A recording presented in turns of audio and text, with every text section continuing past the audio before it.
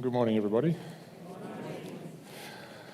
I wanted to start off today by showing you an image of myself at my workplace. Could I get the screen back on up there? Well, you can see, but I can't. So, this is me at work. As you can see, my daily work involves playing with kittens. And honestly, it's a tough job, but somebody has to do it. So Mandy and I work a few days every week and we de-sex kittens for cat rescue groups. And sometimes, after they've had their surgery, depending on the kittens, we'll get them out so they can have a bit of a play. And we do that for medical reasons, not just for fun. It's because they've been through surgery, and surgery is stressful when you don't know what's going on. So play actually helps to reduce their stress. But as the kittens move around in kind of a chaotic way, they're here, they're there, they're random, they're funny. It's quite apparent where the expression "like herding cats" came about, because cats don't tend to work in a cohesive herd-type structure like, say, cattle or sheep might. So this phrase has come about, like herding cats, to apply to trying to manage a group of independently minded people. Now, I don't think the Apostle Paul knew of that phrase about herding cats, but he might have wanted to use it when he wrote some of the letters he did to some of the early churches. Because I don't know if you've ever heard people complaining about church these days and saying, "Oh, we just need to get back to what the early church was like. The early church was great. There's no problems in the early church." Really? Because I'm particularly looking at the first letter to the church at Corinth today, which we know as 1 Corinthians. And honestly, the church at Corinth was wild. It was a bit bonkers, really. They had some of the issues they had going for them. They had disunity. They had spiritual pride, where some people thought they were just that little bit better than others because of the spiritual gifts that they had. They had believers taking each other to court. They had lawsuits. They had extreme immorality. And on top of that, they had a lot of tolerance, which they were proud of, for that extreme immorality. And that's just a few items to mention about what was going on in that church. And Paul, who is kind of the father figure to this congregation, he is about 500 kilometres away in a town called Ephesus. And his task is to try and pen a letter to them that will address these issues and improve the health of this congregation. Now, that's a tough gig to do from 500 k's away.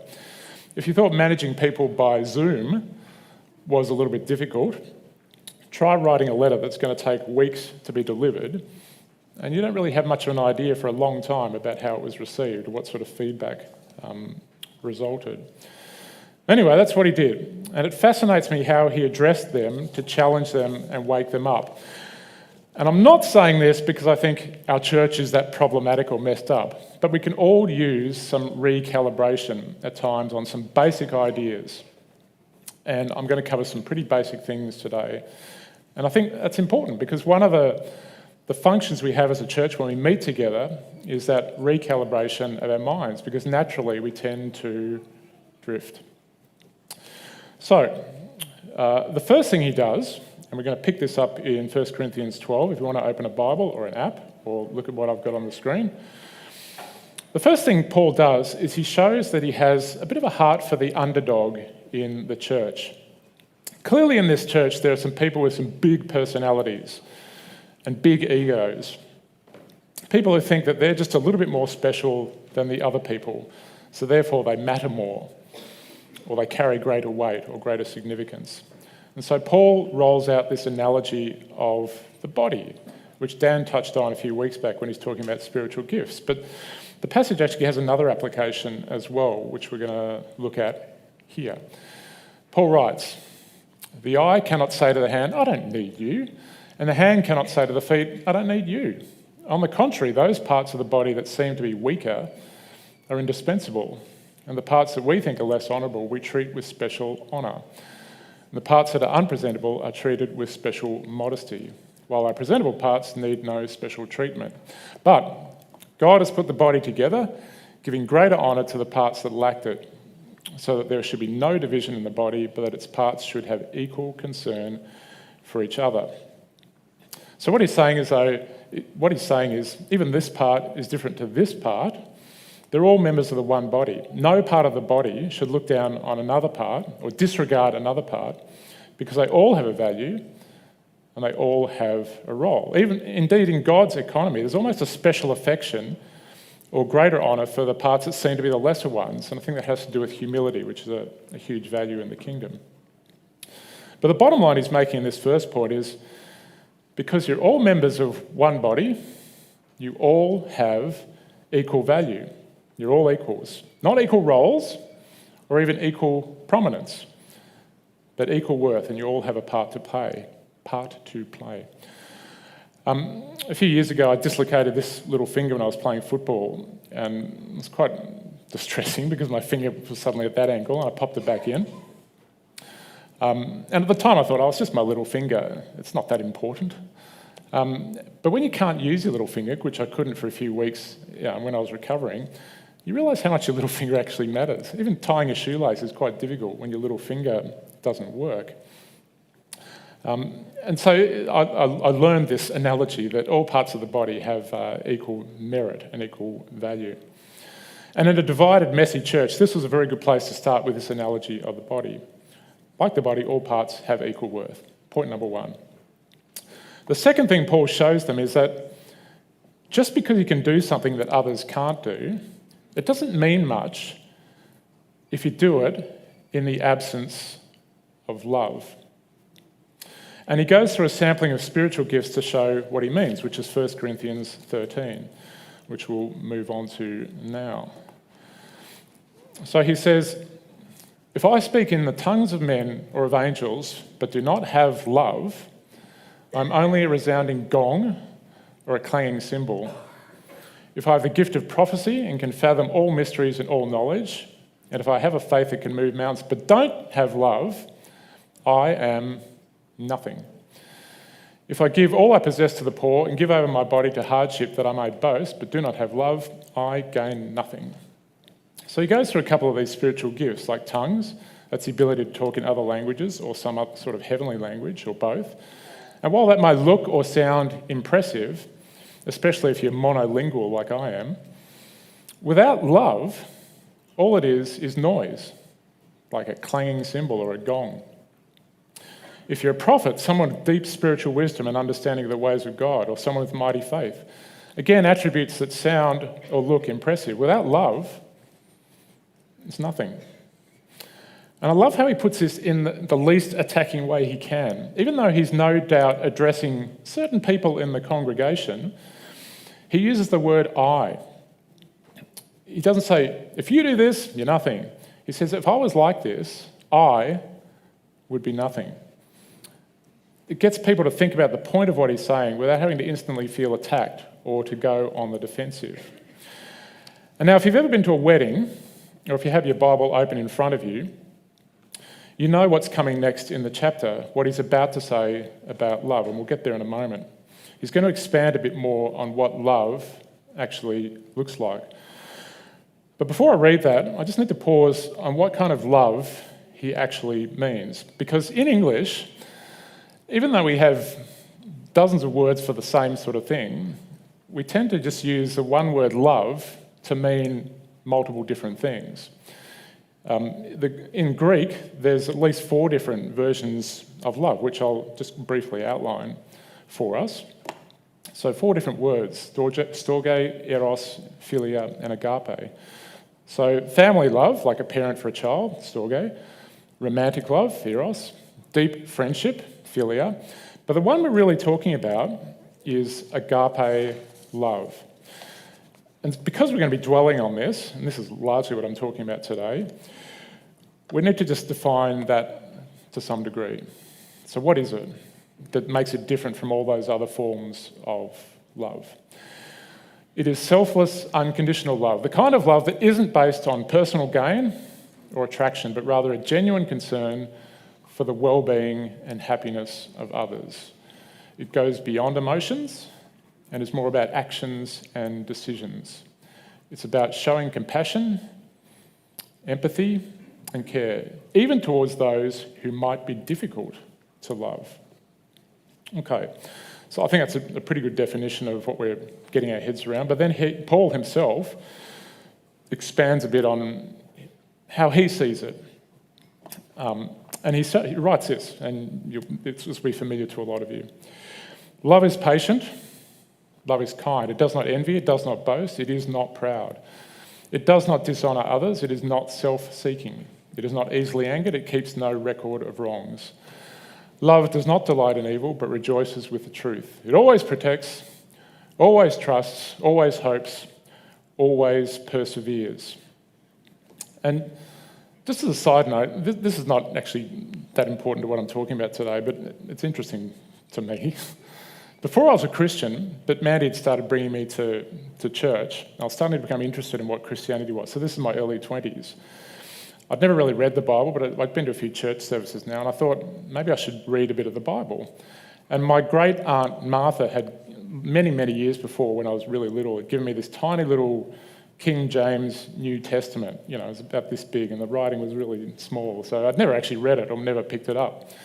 And so one night in my early 20s, I thought, I need to read some Bible and just learn a bit more about this. So I opened up this little New Testament randomly and picked a passage to read. And it was 1 Corinthians 13. That's where I started reading the Bible. Good way to start your first encounter with Scripture. And look at me now, I'm still reading the same passage. But I digress. So Paul's argument is that without that kind of love, agape love, nothing else really matters. No matter how impressive or talented or cool you might think you are, you have to have that love as the foundation for everything.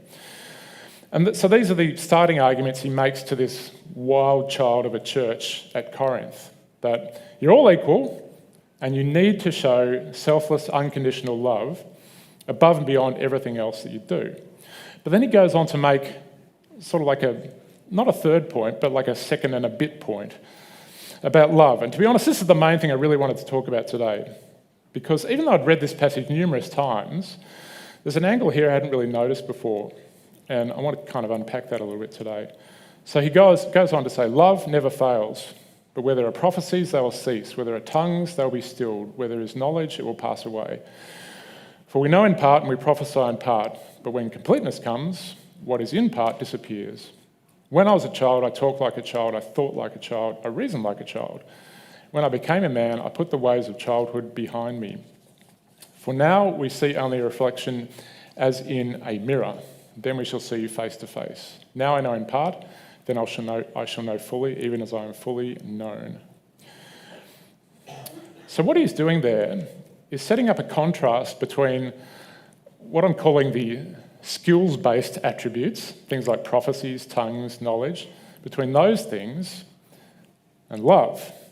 So when you look at the skills-based attributes, prophecy, like some people are good at communicating to others the will of God, the understanding of God. Tongues, some people are good at communicating in other languages. Knowledge, some people have a lot of useful knowledge. All of those things, even in the hands of the best exponents of them, all those things fall apart at some point. They all come up against limits. They all fail at some point. Now, why is that? Well, to put it in 6 words, it's because everything is broken. Everyone is broken. And if you can tell me what Radiohead song that is without Googling it, you win a prize. We live in a fallen world. Nothing works quite right, or if it does, it doesn't do for long. And of course, we don't work quite right either. So take the example of prophecy, which he picks out, which is not really about predicting the future. It's mainly about discerning God's will and character and his ways and communicating that to other people in a way that helps their understanding. Now, in a broken world, what could possibly go wrong with prophecy? Well, the main thing is you don't be a prophet in a vacuum. You need an audience. You need somebody that you're actually interacting with. And that's the main problem with prophecy. It's the main limitation. Are people good listeners? I said, are people good listeners? No, people are hopeless at listening. I mean, I'll be amused and faintly saddened to know how little any of you remember what I say today. So when we listen, we don't always understand or remember or apply what we have heard. You could be the best prophet in the world, but people are broken. So there are limits on how far this skill will take anyone. You could apply the same thing to tongues. You could apply it to knowledge. You can have an incredible amount of knowledge, but the good that it does is limited by the world we live in. And now, even worse, we live in a world of alternative facts and misinformation, so knowledge can easily fail.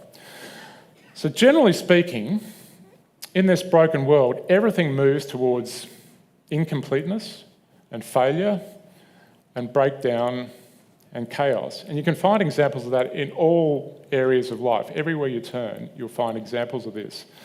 I'm going to pull out a sporting example because that's the way my brain thinks. So, this is Roger Federer. And he was phenomenal to watch. He could play shots that no one else could play, and he was one of the most successful players of all time, which is good. But what happened? Eventually he got older, he got injuries, he needed surgeries, his body just wasn't up to it anymore. And so he retired from tennis a few years ago, and that was very sad, and Rafa and I cried. And so did Roger, and his departure from the scene. Because everything breaks down. Even the best can't stay as the best forever. Another quote from probably an 80s song, "Things fall apart, it's scientific." And if you know that song, we should go to lunch together sometime.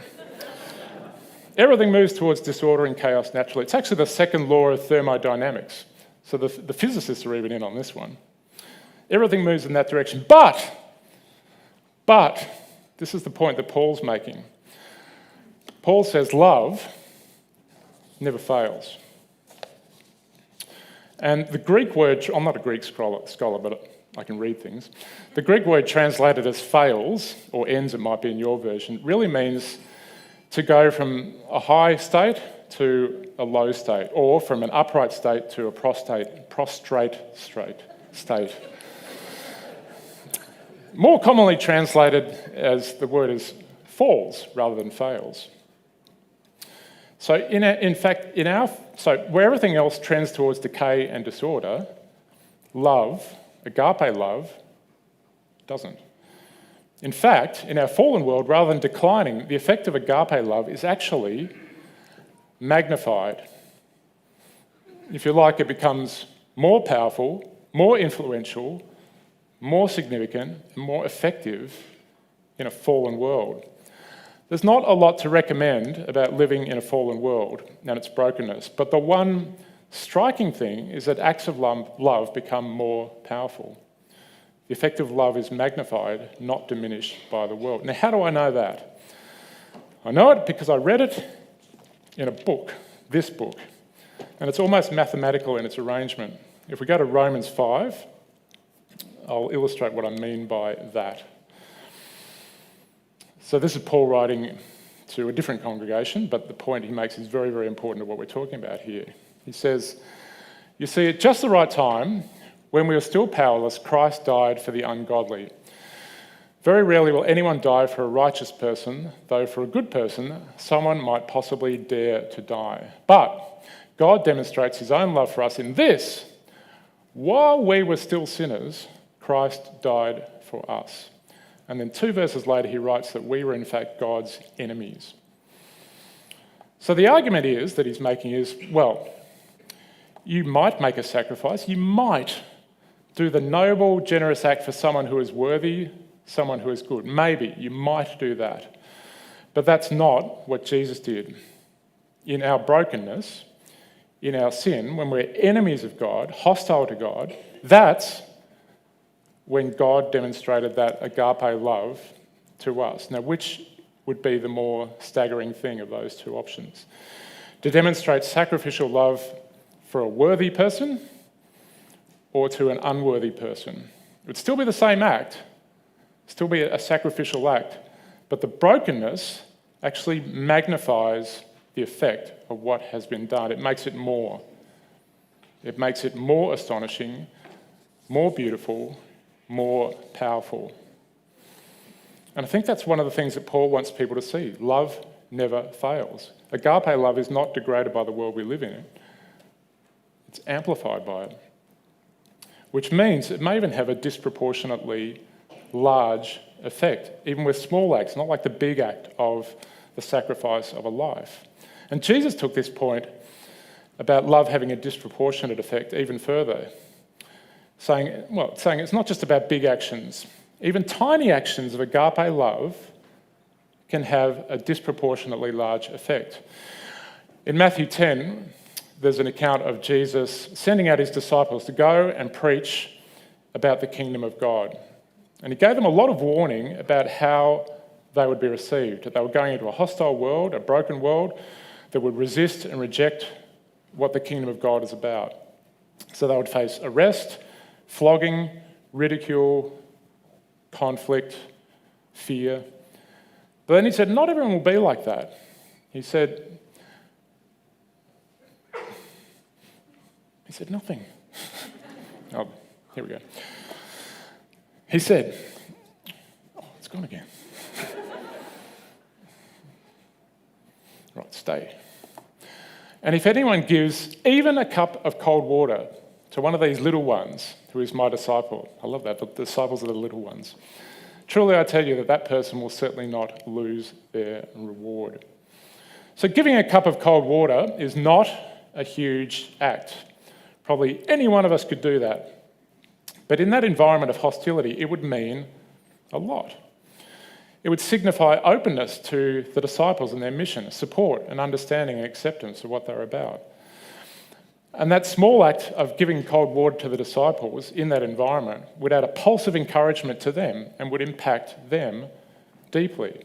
Because, let's face it, if you can picture a world that is dark, where there is darkness, even a small amount of light has a big impact. And in this room, right now, there'll be numerous stories from your lives of times when a small act of kindness or generosity or encouragement made a disproportionately large effect on your life. And that's the point I really want to remind you of today. Because the world we live in trends towards brokenness in all areas, even small acts of agape love can have a big effect. And I've got another real life example I just want to share with you, and then we'll kind of wrap this up. So there was a young boy, 13, 14 years old, autistic, and through the time of the pandemic, like a lot of young people, he struggled. He wasn't really connected to school or life, really. He was quite isolated. He was living with his mother in Melbourne, and his father lived in a country town about 300 kilometres away, so he's a bit disconnected from his dad too. Not a great situation for him, and not a great trajectory he was on for his advancement in life. Then one evening, his father came to Melbourne and picked him up and took him to have a meal with his uncle and aunt and their adult kids, people he hadn't really spent any time with for many, many years. So that was a bit of a challenge for him again, to be in an environment where he was going to be a little bit uncomfortable with kids who were older than him as well. And sure enough, at the dinner table, he found the banter that was going back and forth amongst the family just a bit overwhelming for what he was used to. So he had to leave the table and just go and sit nearby on the couch, where the pets of the house kind of picked up on his discomfort, as pets do, and cuddled up to him and helped to soothe him and just make him feel a little bit better. And then his aunt left the table too and just went and sat with him and just quietly started asking him about his interests, telling him about the cat and the dog on his lap and giving him a chance to talk about the things he was interested in. And she listened to him for maybe half an hour or so. It was just one of those small acts of kindness. But that small act of kindness somehow unlocked something in this young boy. It opened up his mind to a different set of possibilities for his life and got him thinking about what he could do differently. And within a month or two of that dinner, he'd moved to the country to live with his dad. He'd started the school year at a whole new school. And for someone who'd basically missed completely 2 years of school, he became very engaged, very studious, very hardworking. And he started catching up on all these elements he'd missed out on, and doing very well. And the next year, they moved to a bigger regional town in Western Victoria, where there were bigger and better resourced schools. And he started doing even better, became really focused on his studies, made a friend who was also very academic, and they would help and motivate each other. And last year, that boy, in a year level of over 100 students, he was the top student in his year level. And I know all this because he's the son of my brother. And the aunt in the story who showed that little bit of kindness to him was Mandy. So I saw this unfold, this starting thing, in our own living room. And look, we don't still fully get how that one interaction was such a turning point in his life.